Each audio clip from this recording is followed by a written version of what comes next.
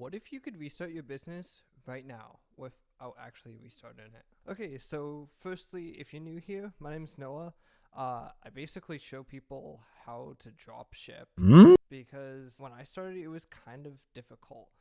Anyways, I make new videos every week, so if you haven't already, and if you're a returning viewer, you probably noticed this, which, if you guessed it, is the Shure SM7B, which is an absolute beast of a microphone. Like, holy cow. When I first put on the headphones after listening to the first recording of my voice, I was like, well, first of all, before I was using a little mic pack, but that's a whole other thing.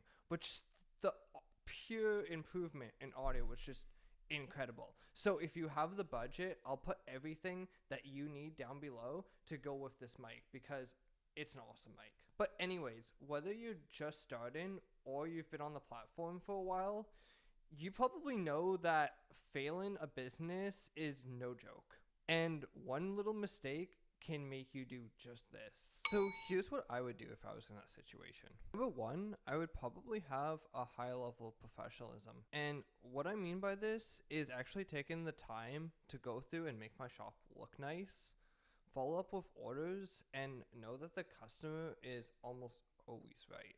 And the only reason why I say this is because customer service is key. That's because, like anything, you're doing sales and you're dealing with people.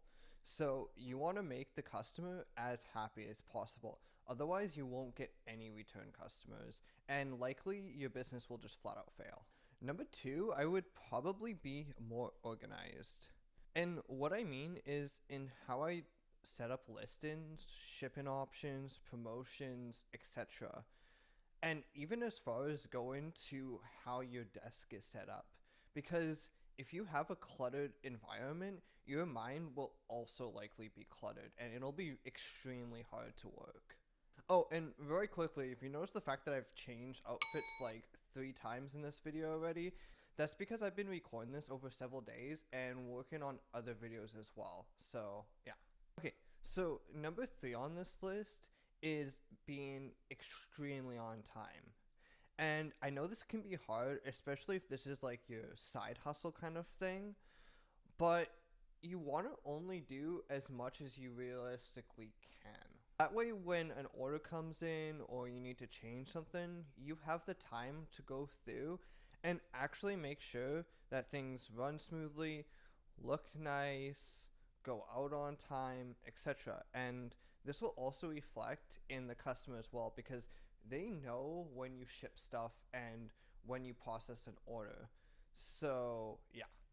And before we go on to number 4, I just want to remind you guys that if you're finding this content very helpful, make sure that you like the video and subscribe, because I only post every week. Okay, number 4 on this list is actually kind of similar to another part, and that is scheduling things in advance. And you may ask, like, how do you do this? Well, eBay, Instagram, and all those platforms have things where you can schedule your post in advance. So say you're making a listing and say you don't want to post it right now because you know that it won't show up on markdowns, then you can schedule it in advance. That way you can go and do other things and then come back to the listing and do whatever you have to do. And this may sound very counterintuitive to just like procrastinate something off, but sometimes leaving things is the best thing you can do for your mental health. And number 5, I probably wouldn't start the eBay business as a legal entity or a limited company. And this is because when you first get started, you probably won't make a lot of money, and therefore you won't be able to cover your legal fees, accountant fees, etc. And actually right now, I'm pretty much funding this all from my savings. So that's something to keep in mind.